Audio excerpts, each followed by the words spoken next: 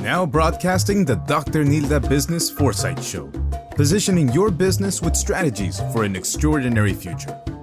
Dr. Nilda features expert guests from diverse backgrounds to bring you their stories and strategies that have helped them reach their success. The diversity in industries gives you that panoramic view from an array of industries. They are innovators, thought leaders, trendsetters, and strategists. Here, Dr. Nilda reveals strategies that will position you to be on the cutting edge and be able to do what you love with the people you like, making the profits you want to live the lifestyle that you have dreamed of. And now, here's your host, Dr. Nilda Perez. Hello and welcome back to the Dr. Nilda Business Foresight Show. Today I have with me my co-host, Rachel Calderon. And say hello, Rachel. Hello, everyone. How are you? And I have Dr. Gary, Dr. J. Gary. Say hello, Dr. J. Gary. Hello, everyone. So I want to read your bio really quickly. Dr. J is an educator. He's a futurist and an entrepreneur. He is the chair of the Association of Professional Futurists and one of America's leading foresight educators. He is no stranger to business foresight. Throughout the 90s, he worked in as a millennial consultant, helping cities mark their passage to the 21st century. After that, he worked for a decade teaching strategic foresight to graduate students. Dr. J is the author of over 33 publications, including a 2017 co-author of Building Foresight Capacity, which documented APF's Foresight Competency Model, which we futurists use. So today I want to welcome Dr. Gary. He is not just the chair of the APF, which I totally appreciate, but he was my prof. And so if I know what I know, I owe it to Dr. Gary. Thank you, Dr. Gary. Hey, well, thank you, Dr. Thank you, Dr. Gary. Thank you, Rachel. Thank you, Dr. Nilda. Look, you ask, how did I get to this point in my life where the future has been a kind of a guiding light? I've always been attracted to the pull of the future. I was watching Star Trek, like Next Generation as I started my career. Imagination, dreaming, visioning. I think I was always, there's a pull of the future, right? There's a push of the past. Right. I always felt uncomfortable in the present. I'm open to the push of the past, get out there and do something. But I've always been drawn to what could be and what should be, not what is. And so from my experience, you mentioned millennial consultant, the big unpacking that is the year 2000 was a huge magnet to me. And this is going back, 94, 92, 90, the entire decade to me, and the arrival of the 21st century and the promise of the third millennium spoke to me. And I was creating Let's Talk 2000 newsletters, and I was involved in regional tourism and mega events, counting toward 2000. And so my approach to that was, like Rilke says in his quote, the future enters into us in order to transform us long before it happens. So the future to me, the promise of it, and the peril, yes, it can be a problem, not just an opportunity, but it can transform us to become more human. And that's been my passion. And why I've had the Star of 2000, the name of my book in the 90s was The Star of 2000, Our Journey Toward Health. That's why this magnet hung in time has had such a pull on me. The future is something that we act on every day. Yes. We get up and ready for it, right? Absolutely. Yeah. Absolutely. Yeah.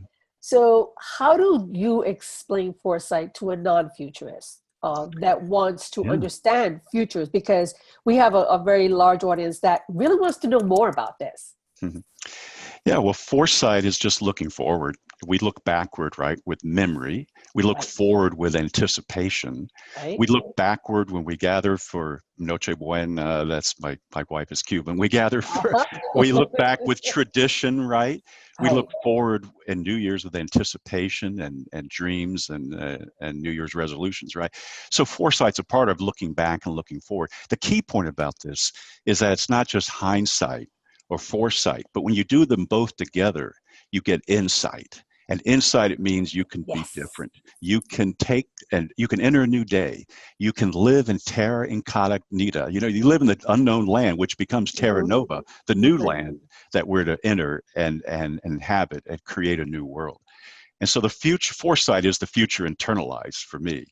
And so if those listening today want to experience the pull of the future, they want to embrace that doorway to tomorrow, then listen here and hang in for Dr. Nilda's show here, because this is something that speaks to everybody: teenagers, adults, kids, anybody in workplace.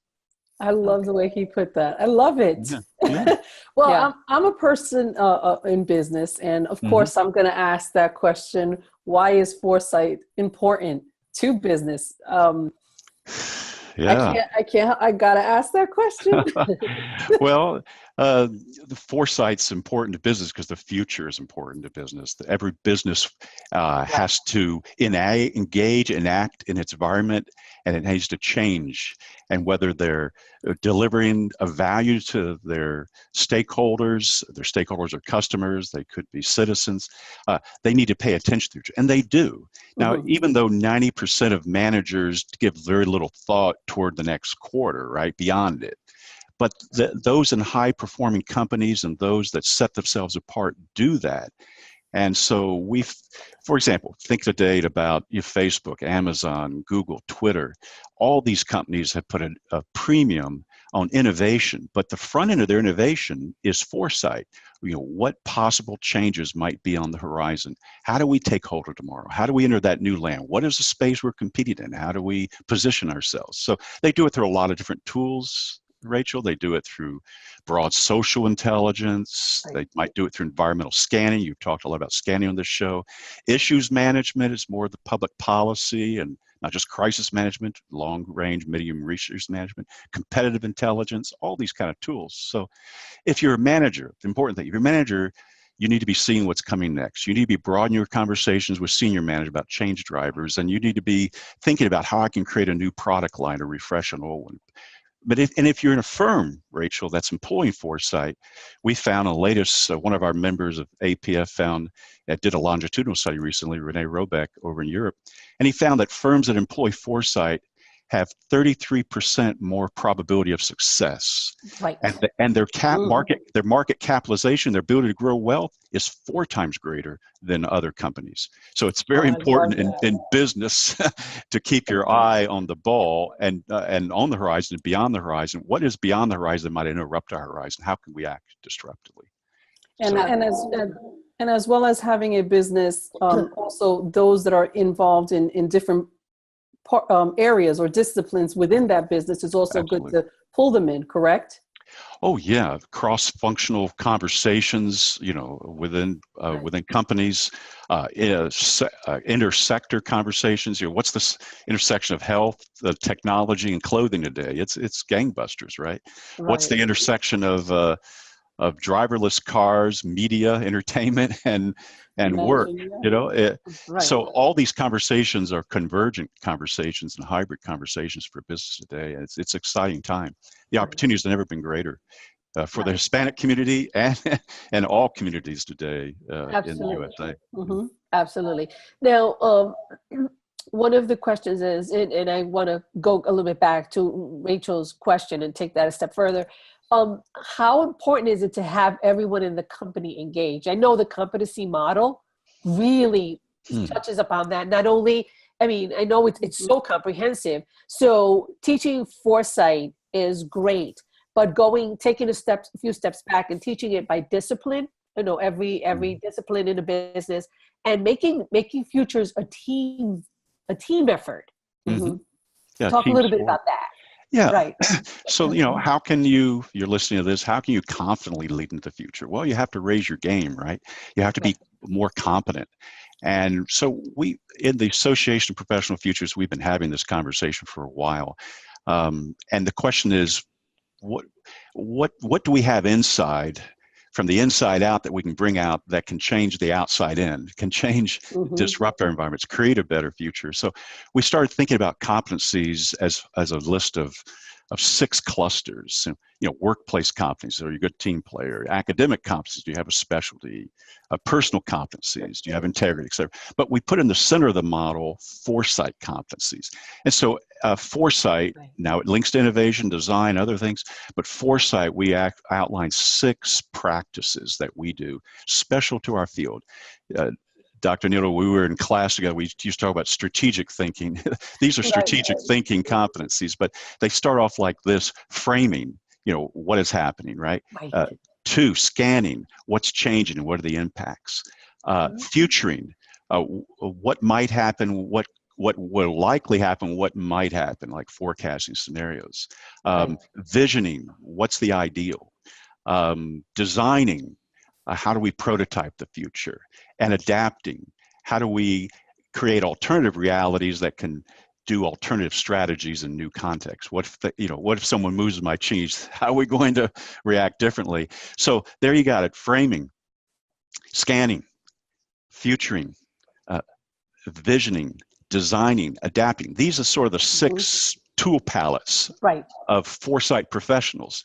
Not all of us consider ourselves futurists in terms of, the chicken dinner keynotes, but all of us as foresight practitioners consider ourselves competent to the task. And we may lean in a certain way in certain times in our career to visioning, or might lean to scanning and being the work of an analyst. Other times we're a manager, we have to design and adapt, right, and lead. So that's our tool set. That's how you can confidently lead into the future. Check out the Foresight Competency Model at apf.org. Yeah, right. And that should be something that should not just be in the leadership, but that should be a group, that should be a team effort in the entire business. Is that accurate? Yeah. Now you're talking about, we used to talk about strategic planning, right? We talk a lot more about adaptive, and that's why we don't use the term strategy as much, because we're just adaptive planning, adaptive, making it up as we go, just in real-time learning. But those kind of conversations about not only technical problems that we're solving, that's one class of problem. There's also an adaptive challenge. To really move into the future and to create the future, you're going to have to adapt. And adaptive challenges are beyond what we know, and they take us into new ground in those hybrid spaces, those niches that create new value for customers or citizens or communities. So that's in a sense, yes, middle management looks at efficiency, and senior management looks at effectiveness. Effectiveness is effectiveness long range of the future. That's legal PR. But at the end of the day, hierarchies have become networks, and the entire role of not just business but communities is to create value for their stakeholders, and that requires us taking the future seriously, not discounting it. Right. I love it. Love it. So you talk a lot about it, and I remember hearing this throughout the class and hearing this for all my years that I've been in futuring. You talk a lot about leading from the future. Tell the audience what that means and how that applies. Well, leading from the future, not just the past, means that you're leaning forward and not leaning back. Leaning back wants to... Now, there's a role for leaning back and reacting. I did a survey tool about 10 years ago. It was called Foresight Styles Assessment, and we found there were 6 styles proposed for it. We found 4, but one of those styles was reacting with judgment or with wisdom. You react to the decision, support situation. But the other styles of framing or adapting, those were adaptive framing. Those were more forward-leaning. So both past and future-oriented people, both the numbers people, quantitative, and the qualitative, let's go for it, have a place around the table in creating the future. But at the end of the day, leading from the future means to lead from your dreams, lead from your imagination, lean from what can be and should be, not just what is. And to me, that's the most exciting part about a futurist mindset. Not just we're not just talking today about being a professional, a futurist professional, but everybody should have a futurist mindset, because we get up in the day and we get up so our kids will have a better future, right? And we want to instill with them the perseverance and the dedication to set goals and to reach them, and to have the motivation to do it. That's all inculcating foresight in kids to create a better future. Right. And what happens is with a lot of adults is that they stop. They just stop imagining. They stop. That's right. So they just become creatures of habit, and they're just very repetitive. And it is partly is the culture. This is how we're taught. At a certain age, we're taught okay, you need to stop imagining, like that's Right. not reality, that's not real. But the people that have made the most notable changes in this world are the people that are not conforming. Those people that have that imagination. That's true. So That's true. yeah. So that's what imagination is important. I think, and that's what fascinates me most is, to have that vivid imagination and seeing things from a totally different perspective. And, and again, that's what Rachel and the team, they're around me. In the beginning, they thought I was rather weird. And I think they're adapting, and I'm seeing them actually see things differently. So you know what, it's this, but what if we did that? And that, I'm like, that's it. Yeah. Well, it's like everything. It's like everything. When you begin to use that part of your brain, it just becomes like she was saying, at first we kind of just conform. Right. And we just say, okay, that's we're going to accept status quo. But when we begin to create, or as me and the team are around Dr. Nilda, and then just them hearing us, because they're a little bit younger than us, but we start to learn from them, they start to learn from us, and it just becomes like this spin-off, and we like go from this one simple idea that we put on a little pad, and has evolved to something completely different. Right. Yeah, definitely. Well, when we speak about futuring as one of our 6 competencies, what we're speaking about is both convergent thinking, what if things continue the same? What would be the forecast in 2 years or 5 years, right? We also think of divergent thinking, and divergent means what else might happen. So let me give you this teaser. What is the 3 most powerful words in the English language? Oh, I can't. Well, we might think I love you, all kind of thing. But how about this? Let's try this on for size. Dr. Nilda and Rachel, what if we? Those are the 3 most powerful words that open up new doors, that bring us into new lands, that create a new tomorrow, to help us take hold of tomorrow with others. And, and I live and you live to ask that question with other people. Right. And there's no reason to reach the peak in our career, or reach the peak in our home life, family life, church life, whatever it might be. But if we keep asking, what if we would venture in a new way? And so futuring is about venturing. It's about an adventure. And so you're in the right space, I tell you. Yay. Yeah. Well, I know that a lot of the listeners are probably, chiming in here now, and they're kind of being curious as to what we're talking about. Yeah. But I'm curious, and I'm sure they'll be curious, but I'm certainly curious as to what is it that futurists do what do they talk about? Because, now I'm on this side. Now I'm understanding what futurists is, but I want to understand, you guys, what is it that you guys, especially you being the chair of APF, what do you guys talk about? Please share. Well, we talk about the A to the Z, okay? But let me give you maybe the ABCs right here. We've talked about artificial intelligence, AI, right? Okay, and not just artificial intelligence, but really more importantly, augmented reality. Augmented intelligence, the AI from together, humans and machines, and how does technology enhance human learning, human performance through my Fitbits or whatever. So we talk about AI, we talk about, of course, algorithms, automation of work, how much work would be displaced over the next decade or 2 through automation, but then what new jobs might be created. So that's the A's. I guess the other A's I mentioned already is autonomous vehicles, driverless cars. Hey, you don't have to pick up your kids, after school. You send your car to get them, right? Or your parents, drive them to the doctor's appointment.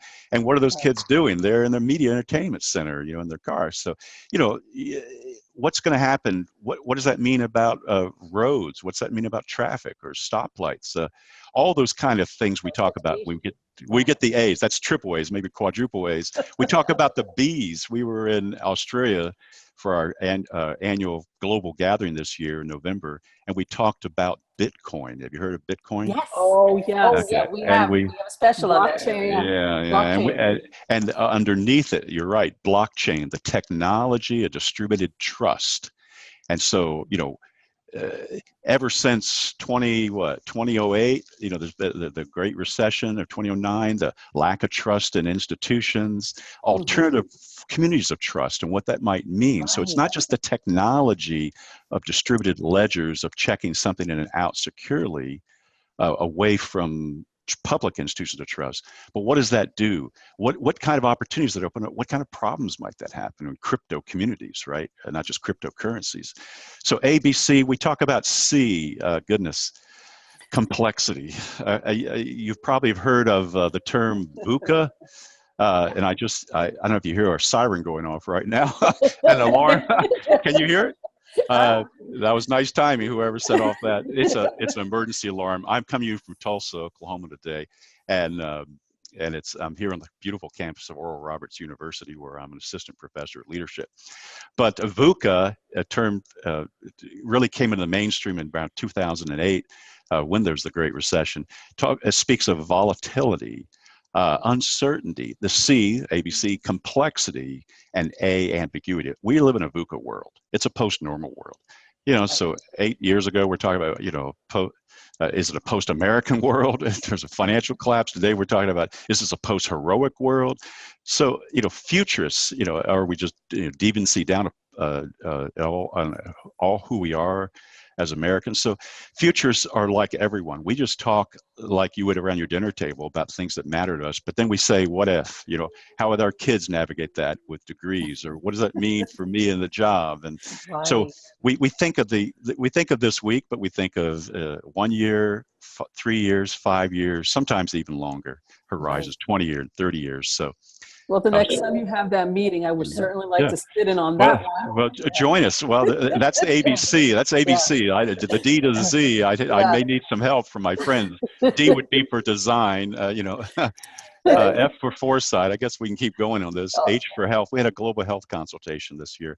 But yeah, futurists are a lot of fun. They're the most enlivened group, and we are the leading association of futurists worldwide, the most active, and of foresight professionals as well. You might not call yourself a futurist, but if you are foresight-minded, apf.org is the place to be. Yay. Yes. And we're going to talk about that a little bit more. Yeah, but absolutely. I want to talk about mentors. Anybody, any of us that becomes, whatever we become, we all have mentors in our lives. I know you are one of my mentors. Who are some of your heroes, some of your mentors? Wow. That's a good one.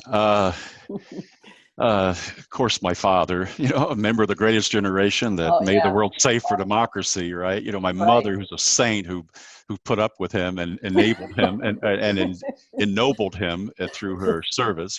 We all have mentors at home.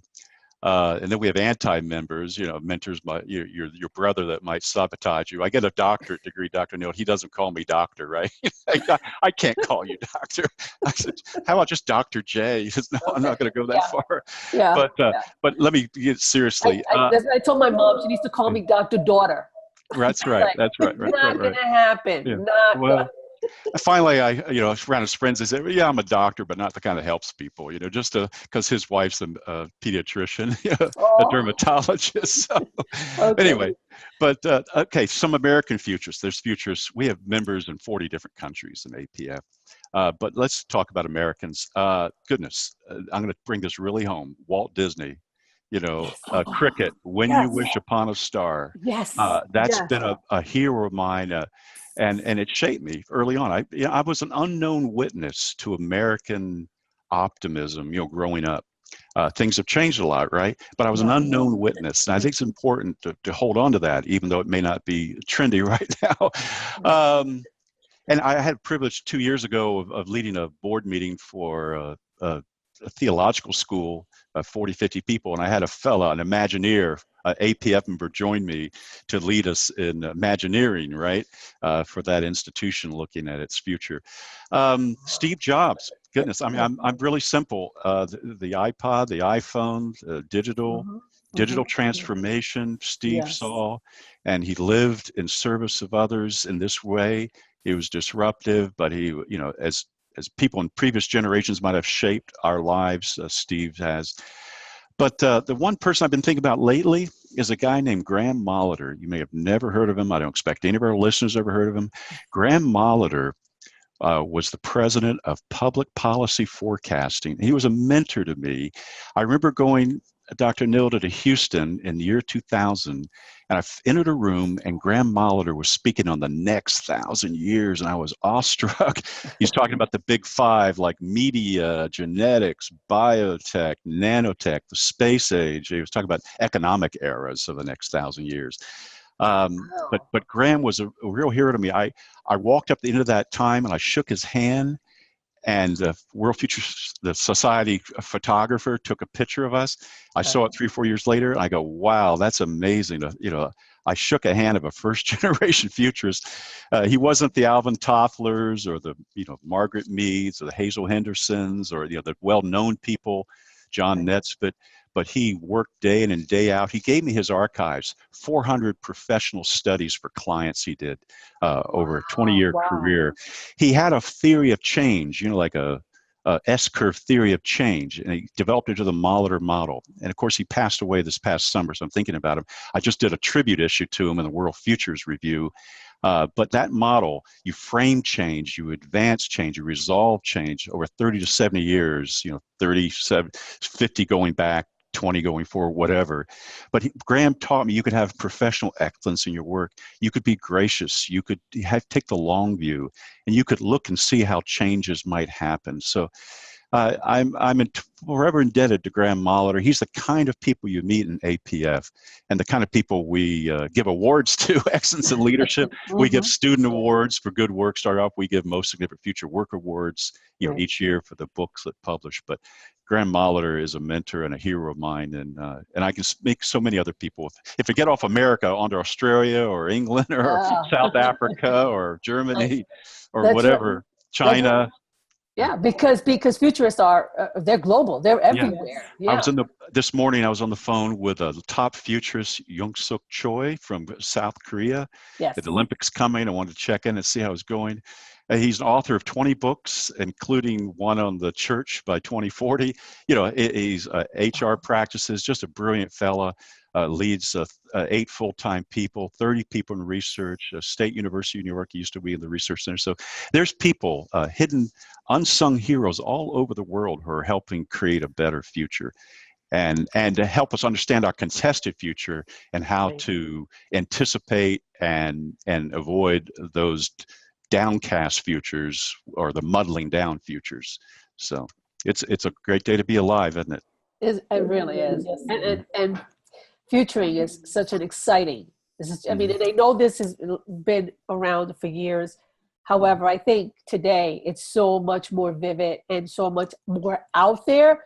And I think this is what people need. They need to hear this. They need to, to wake up that imagination. They need to be asking that what if question on a daily basis. What if we did something different? What if we lived for the day? What if this was our finest hour? This is good, right? But what if this could be even better? Exactly. And I think that will start sparking so many ideas and taking that to the next level. And I think that's what's fascinating. Yeah. One of my other mentors taught me what is good, what is better, what is best. And he was an ethicist. So there's definitely the need. We don't need to settle for who we are today. We can be better tomorrow. Internal. I'm talking about our internal state. We can upgrade our software, right? Our iOS, internal operating system. We can reboot. We don't have to wait. We don't have to wait. And nobody's in charge. We don't have to wait for anybody. It's up to us. It really is up to us. How do we want this to look? How do we want our world to look? And I think that's the most fascinating part about futures for me. The fact that I can actually design my future, design what I want to be around, what I want changed, because I know that if I want this change, more than likely other people do too. Yeah. For years, I lived in Colorado before moving here to Oklahoma, and nobody came to Colorado as a young person, in the 1800s to live the life their father had. They came to experience a new land, to experience a terra nova. They came to start new companies. They came to enjoy the beautiful environment. So you're not stuck if you're listening today. You're here to help you get unstuck, and then to join those who are wanting to create a different world, an alternative future, an alternative reality to the one you've experienced. Absolutely. Absolutely.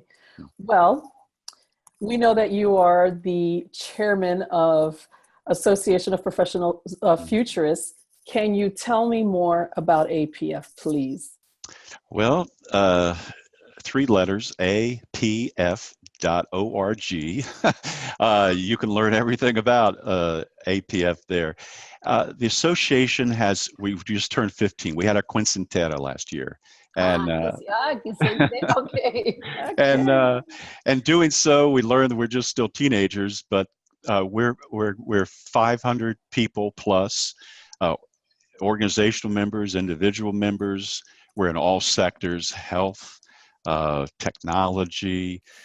We're in public policy. Some of our members work for Policy Horizons, which advises the government of Canada, the legislative branch. We're from very eclectic. Some people are chief strategy officers, CIOs. They can, and some people are just starting off there because they're emerging futurists. They're not senior. So people of all different backgrounds. But one thing we have in common, it's not just what if we, but we use this phrase: we work the future. We work the future. We make it work for us. We allow it to work us over, so we might better serve. Work is service, right? We might serve the coming generations in a way that ennobles and lifts up life and creates a more a civilization of peace and love and justice. So that's our aim. It's a member-supported organization. You can join as a student member, right? You can join as an associate member, because you may not be seeing yourself as a Foresight professional who walks on all fours. But if you're a professional who that's worked the future in your organization, right? Or you've given speeches about tomorrow, or you've taken a certificate course or something like that, if you meet 2 of our 7 criteria, we'll admit you as a full member for $200 a year at a U.S. price. And that's an amazing value. It's the best value in Futures community. If you want to be with others who are doing the stuff, doing the work, join apf.org. You can send us, go there and you see an email. Just send us an email, contact@apf.org. Say, put me on your contact list, and we'll get back to you and hopefully get you enlisted in a membership track, a career development track. We have an APF Academy starting this year. We have, as I mentioned, a global gathering in Pittsburgh this year. Pittsburgh was one of those Amazon cities. They were one of the cities that were applying to be an Amazon extension office. Pittsburgh's come back. I graduated from high school in Pittsburgh, and it was a steel city. Has been, it had gone over the hill.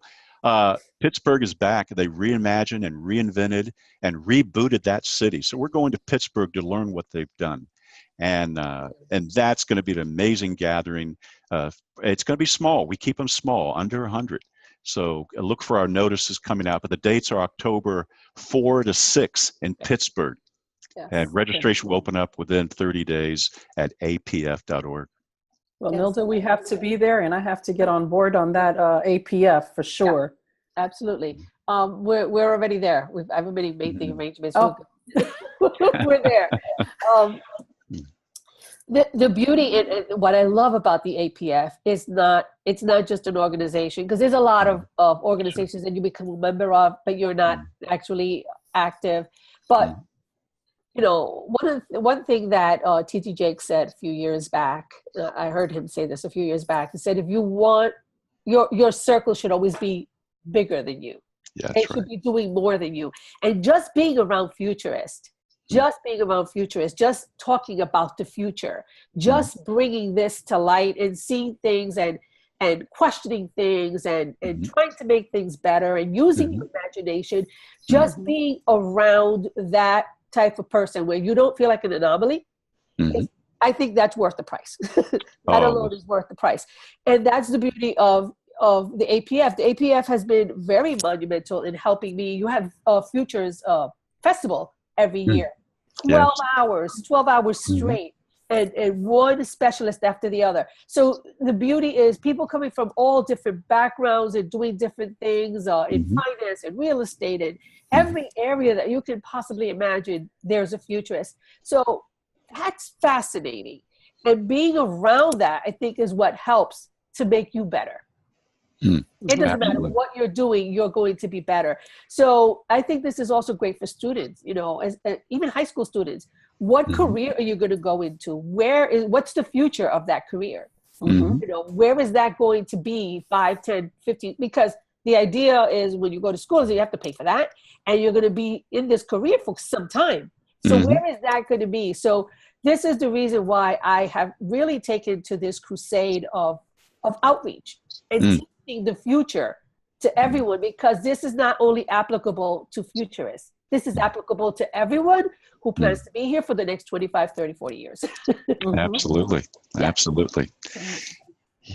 So it's not exclusive.